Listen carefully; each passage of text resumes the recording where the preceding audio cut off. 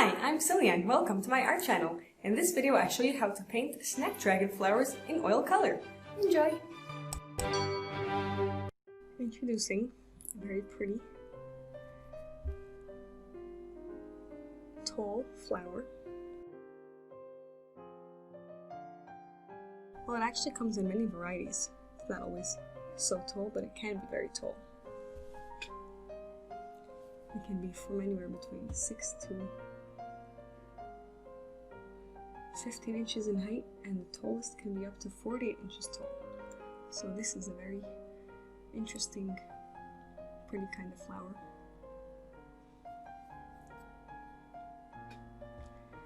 And it comes in many different colors.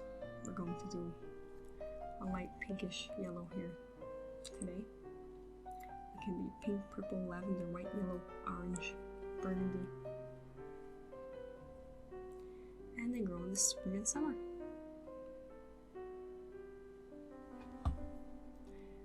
There actually, even some varieties can be edible, and restaurants may use them as a garnish. I'm not sure how they taste though.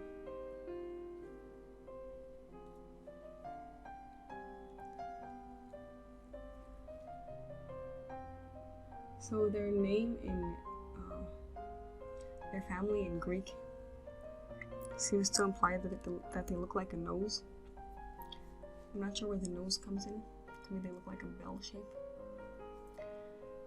So I used liquid original and I thinned down my white paint. And I'm using this nice pinkish background so that any spaces that are left behind are automatically pink anyway. And I've gone and put the basic outline of this beautiful flower down, starting from the top, which are the small buds that have not yet opened, and working down. We get larger buds, and then gradually ones that are opening, and then ones that have opened halfway, and then we get the largest open ones at the bottom. So you can get these at any stage of their development, that there are less buds opened or they're fully opened. I like this stage. I think it looks like a dress, like a pretty dress. So on top of the white thin paint, we're going to add small amounts of darker colors, and we'll just touch them onto the paint so that they don't overtake the white, but they just give their color there that we can work with later to blend into the white to get the kind of look that we want. So here we have the buds that are in middle of opening. We have them partially green and a little bit pink at the tips. And those are mostly just green buds with a little bit white at the tips. And now we're working our way towards the ones that are partially opened.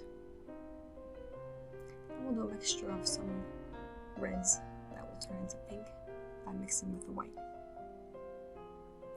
So I have crimson, I have cad red, I have permanent red, and I'm just dabbing them on in a round petal sort of shape from the center towards the outside, and on the ones that are not yet opened or partially opened, from the top towards the, moving downwards towards the base.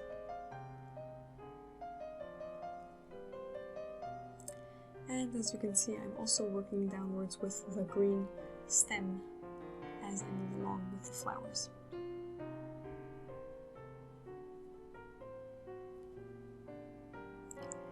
And we're also moving a little bit darker and brighter with the colors of the flowers themselves as we get towards the bottom. In this half open stage, part of the flowers are darker and part are lighter, because the ones that are more developed have more color. If you're enjoying this video, click the thumbs up and subscribe to my channel. I put out new flower videos every Monday.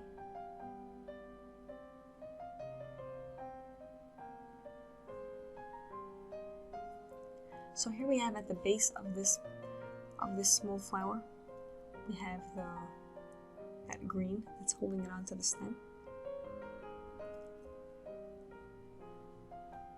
So they each look like their own sort of cupcake in a holder. And here we come to a big open flower. And we'll put on there lots of dabs of bright paint in a circle in different layers.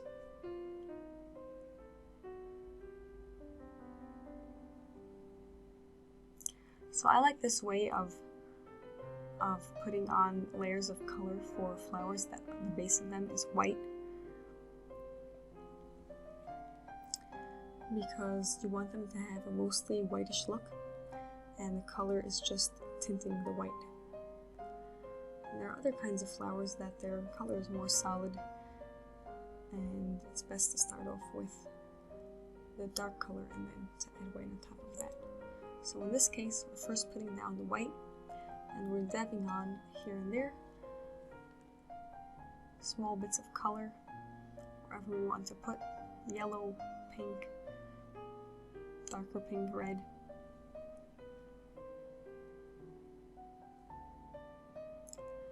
And we're coming towards the bottom, and we'll just give a few small leaves as we finish with the green part of this.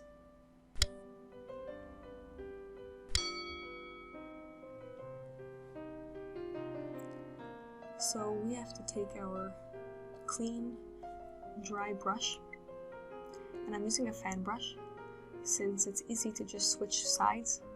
You just tap one side, tap the other side, whichever one you're working on, whichever is easier for your hand to turn, and blend the pink and the white together so that it doesn't look like it's just pink sitting on top of white, but it sort of blends together into the whole shape and color of each petal.